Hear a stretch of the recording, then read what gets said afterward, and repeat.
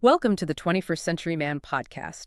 We're kicking off a new format here, taking a deep dive into each chapter of the book, The 21st Century Man. That's right. And today we are plunging right into chapter 35, Food Allergies.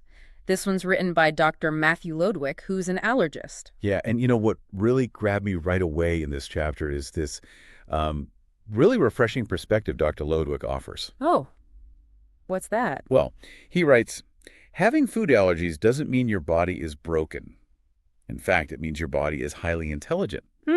That's interesting. It really reframes how we think about these reactions, doesn't it? Like, instead of thinking something's wrong, it's almost like your body has this super vigilant security system. Exactly. So it's not about a flawed system, but maybe one that's just, highly tuned. Right. So in this deep dive, our mission is basically to pull out the core insights from Dr. Lodwick's expertise in this chapter. We'll look at what really is a true food allergy, how they're identified, and we'll tackle some common misunderstandings. Plus, clarify those crucial differences between allergies and sensitivities. Like gluten sensitivity, celiac disease, all that stuff. And for you, the listener, our goal is really to give you a clear understanding of these topics because they can be pretty confusing, right? Definitely. And to highlight, when getting expert advice, from a professional like Dr. Lodwick, is really, really essential. We'll pull out the key facts, try to demystify any jargon. Yeah, break down the technical terms. Exactly. And show why this chapter of the 21st Century Man is just such a valuable resource if you're trying to navigate how your body reacts to food. Okay, all right, let's get into it then. How do we actually, identify a food allergy, according to Dr. Lodwick? Well, one of the first things the chapter clarifies, and this is huge, is that most bad reactions people have to food, they aren't actually true allergies in the medical sense. Ah, okay. So not every upset stomach is an allergy. Precisely. Dr. Lodwick emphasizes that true food allergies, the IgE-mediated kind, typically involve pretty severe reactions, and they happen fast, usually within minutes of eating the food. Like the classic examples you hear about. Exactly. Think peanuts or shellfish. The reaction is often immediate, sometimes dramatic. And here's something I found interesting, maybe a bit surprising for listeners.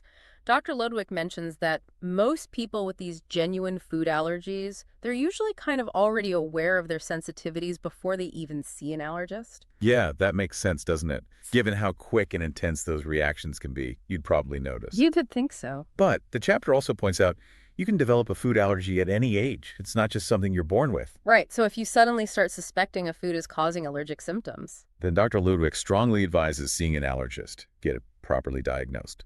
And for people who do have confirmed allergies, well, avoiding that food like crazy and always having auto-injectable epinephrine, like an EpiPen, really, that's absolutely vital. Not negotiable, really. Okay. The book gives some pretty clear signs for when you should definitely seek out an allergy specialist, right? It does. If you start getting hives, or that feeling of your throat tightening up, or chest tightness. Scary stuff. Yeah. Or even gastrointestinal symptoms like vomiting or severe cramps right after eating a specific food or food group, those are definite red flags. Time to see an expert. Now, this next bit I found really useful, the difference between what people call severe and mild allergies, the IgE kind. Ah, yes, that's a common point of confusion. The chapter clarifies that the severity isn't so much about, like, having a fundamentally worse allergy. It's often more about the dose of the allergen you're exposed to. Right, so it's dose dependent often. A Yeah. tiny amount might just cause mild symptoms. Exactly. But a larger amount of the same food could trigger a much more severe, even life-threatening reaction in the same person. And the book also mentions other factors can play a role. Yeah, things like exercising soon after you've eaten the allergen or drinking alcohol around the same time, those can actually amplify the body's allergic response, make it worse. Interesting.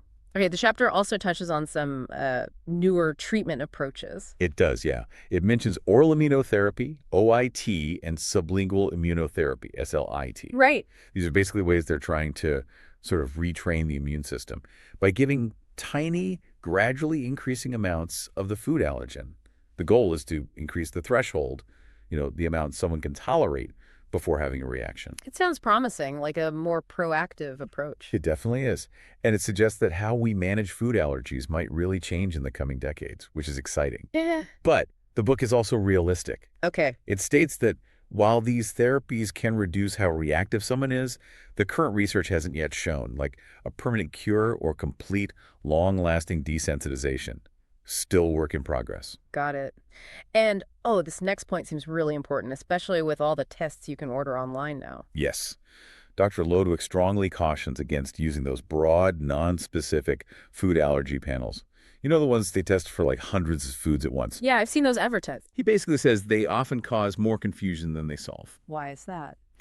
Because interpreting food allergy tests is actually really complex. It needs a deep understanding of how the immune system works and the test's limitations. It's best left to allergy specialists. Right, so it's not just a simple positive or negative. Not at all. The chapter points out that false positives are really common, especially with tests that haven't been properly validated or if they're interpreted by someone without specific allergy training.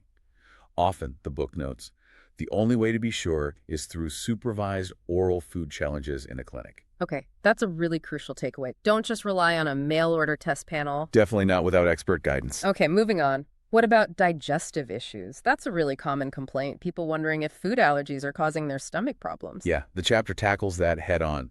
It acknowledges that sometimes digestive symptoms like cramping, nausea, vomiting, diarrhea can be the main or only sign of a food allergy. But Dr. Lodwick clarifies, when that is the case, the specific food causing it is usually pretty obvious. It's likely something the person eats regularly and reacts to consistently and quickly. Ah, okay. So if you're having vague, ongoing stomach issues without a clear, immediate trigger food. Then it's less likely to be a classic food allergy causing it. The chapter suggests that for most people in that situation, hoping a food allergy test will magically find the answer, there isn't usually a consistent food trigger identified. So what does he suggest then? Well, Dr. Lodwick offers a more practical route, maybe trying a low FOD-MPS diet first. FOD-MPS. Can you remind us what that stands for? Sure, it's fermentable oligosaccharides, disaccharides, monosaccharides, and polyols. Okay. Basically, types of carbs that can be tough for some people to digest and can cause gas, bloating, pain. Right, okay. So trying a low FOD-MPS diet might help. If that doesn't work, the book strongly recommends seeing a gastroenterologist to check for other gut conditions. Got it. Now let's switch gears slightly to something called oral allergy syndrome. Yes, OAS. Dr. Lodwick describes this as a generally milder reaction. It mostly involves itching or tingling in the mouth and throat after eating certain raw fruits, vegetables, or some nuts. And this is linked to pollen allergies, right? Exactly. It's a cool case of mistaken identity by the immune system. Proteins in some of these plant foods are structurally really similar to proteins in pollens like birch, ragweed, or grasses. So if you're allergic to birch pollen, Your immune system might see a similar protein in, say, a raw apple or celery stick, get confused, and trigger that local itching in your mouth. The chapter mentions you can find charts online showing these common cross-reactivities. that's handy. But there's a warning here too, isn't there? Especially with nuts. A very important one. If someone gets oral symptoms, even mild ones, after eating just a tiny bit of a nut, it could be tempting to brush it off as just OAS. But it might not be. Exactly. It could actually be the first sign of a much more serious systemic nut allergy. So Dr. Lodwick is very clear. Any uncertainty, especially with nuts, see an allergist. Don't assume it's just OAS. Okay, crucial distinction. Let's move into the broader area of food sensitivities. The chapter makes a striking point about our immune system. Yeah, it notes that something like over 60% of our entire immune system is actually located in our gut. Wow, that much? It's huge, and that massive concentration of immune cells helps explain why our gut can react in so many ways: cramping, diarrhea, pain, even symptoms that feel like food poisoning. And Dr. Lodwick adds some historical context here too. He does. He reminds us that having safe food readily available, thanks to things like refrigeration, is actually really new in human history. Right, for most of our existence. Our ancestors were constantly battling contaminated food and water. So the gut's immune system evolved to be incredibly complex, this huge protective barrier working alongside trillions of beneficial gut bacteria. And all that complexity means. It means our gut reactions can sometimes be unpredictable or hard to figure out. It's just a very intricate system down there. Okay, that makes sense. Now, let's tackle the big one. Gluten sensitivity and celiac disease. This is everywhere these days. It really is. And Dr. Lodwick highlights that while it's a popular topic, There's unfortunately a lot of misinformation floating around. What's the main caution? He warns against jumping to conclusions and blaming non-specific symptoms, like feeling tired or having a stuffy nose, on a gluten allergy. He points out that allergy tests for gluten often show false positives, particularly in people who already have pollen allergies due to cross-reactivity again. So gluten sensitivity isn't one single thing. Exactly. He explains it's more of an umbrella term. It covers different reactions. Some people do have a true rapid onset wheat allergy, which involves gluten, but others have different kinds of sensitivity. And celiac disease is one specific, different type. Yes. Celiac disease is presented as a distinct autoimmune condition triggered by gluten. It's not a typical allergy. And unlike those rapid allergic reactions, celiac often comes on more gradually. Diagnosis can sometimes take years. What are the common symptoms of celiac? Things like bloating, diarrhea, sometimes unexplained weight loss are common. And the book stresses it has a genetic link. So if you're diagnosed, close relatives with similar symptoms should probably get tested too. And it can sometimes look like IBS. It can, yeah. Which is why ruling out celiac is really important if someone has ongoing IBS-type symptoms. Dr. Lodwick also notes it can be linked with other autoimmune issues, like thyroid problems or type 1 diabetes. But the testing is good. The good news is, yes, testing for celiac disease is generally very accurate, provided it's done correctly. How does it actually affect the body? Dr. Lodwick explains that in people with celiac, gluten causes damage to the lining of the small intestine, especially the first part, the duodenum. This messes with nutrient absorption. If you look at a biopsy under a microscope, you see significant inflammation. And there's a really key point about getting tested. Absolutely critical. Dr. Lodwick emphasizes that if you suspect celiac, you need to get evaluated by a doctor who understands it could be primary care, could be a gastroenterologist before you cut gluten out of your diet. Why before? Because if you've been avoiding gluten for a while, the damage starts to heal and the blood markers can go back to normal. It basically masks the evidence needed for diagnosis. Okay, so don't go gluten-free, then ask for the test. Exactly. Get tested while still eating gluten. The chapter says the gold standard is an endoscopy with biopsy, but blood tests can also be very effective for diagnosis when interpreted correctly. Right. Now, what about people who feel better off gluten but don't have celiac disease? Non-celiac gluten sensitivity. The chapter makes some important distinctions there. For one, people with non-celiac gluten sensitivity don't have that increased risk of certain cancers, like lymphoma, that comes with untreated celiac disease. Okay, that's significant. And for them, having gluten occasionally probably isn't a major health problem, unlike for someone with celiac where strict avoidance is crucial. So how can someone figure out if gluten is truly the issue for them if it's not celiac? Dr. Lodwick suggests the best way is often through careful elimination diets. Cut out gluten, see how you feel, then systematically reintroduce it and monitor symptoms.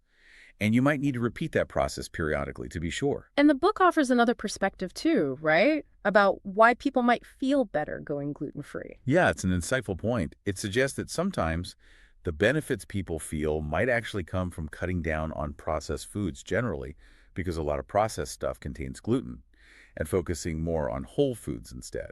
It might be the overall healthier diet, not just the absence of gluten itself. Makes sense. But for actual celiac disease, the diagnosis is really important. Hugely important. Dr. Lodwick circles back to stress this because of the serious long-term risks associated with untreated celiac, including lymphoma and other GI cancers.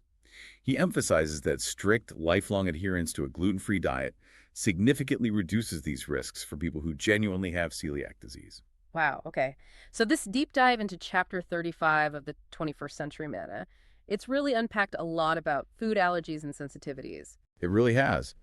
We've gotten a much clearer picture, I think, of the difference between true allergies and other reactions, why expert diagnosis matters so much, and all the nuances around gluten and celiac disease. Yeah, Dr. Lodwick's explanations in the chapter are just so clear and accessible. It makes these confusing topics much easier to grasp and gives you real, actionable insights. Totally agree. We really, really recommend you pick up a copy of The 21st Century Man and read this chapter for yourself, along with all the other great stuff in the book. Yeah, the information we've covered today really shows how well the book takes these complex health topics and just boils them down into understandable, useful knowledge for everyone. Definitely. Well, we hope you'll join us next time on the 21st Century Man podcast. We'll be diving into the next chapter, Chapter 36, Finding the Right Diet. Ooh, that'll be a good one too. Looking forward to unpacking more from this fantastic book with you then.